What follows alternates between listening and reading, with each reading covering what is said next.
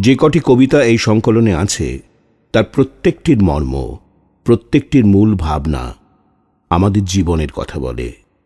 প্রথম কবিতাটি বলে চেতনার কথা, যে চেতনা সৌন্দর্যে জন্ম দেয়, ভালোবাসার জন্ম দেয়। মানব জীবনে চেতনার কত রূপ, কত রং। চেতনার অবস্থান নিয়ে রবীন্দ্রনাথের এই সৃষ্টি। কবির এক অজানা আশঙ্কা, সৌন্দর্য, ভালোবাসা এই পৃথিবীতে চিরন্তন থাকবে তো?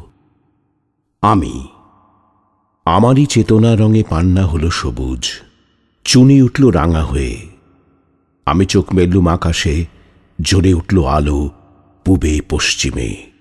গোলাপের দিকে চেয়ে বললুম সুন্দর, সুন্দর হল সে। তুমি বলবে যে তত্ত্বকথা এ কবির বাণী নয়। আমি বলবো এ সত্য, তাই এ কাব্য। এ আমার অহংকার, অহংকার সমস্ত মানুষের হয়ে। মানুষের অহংকার পটেই বিশ্বকর্মার বিশ্বশিল্প। তত্ত্বজ্ঞানী জপ করছেন নিঃশ্বাসে প্রশ্বাসে। না না না, না পান্না, না চুনি, না আলো, না গোলাপ, না আমি, না তুমি। ওদিকে অসীম যিনি, তিনিই স্বয়ং করেছেন সাধনা মানুষের সীমানায়। তাকেই বলে আমি। সে আমির গহনে আলো আধারের ঘটল সঙ্গম।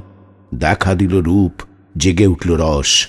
না কখন ফুটে ওঠে হলো হাঁ, মায়ার মন্ত্রে, রেখায়, রঙে, সুখে দুঃখে। একে বলো না তত্ত্ব।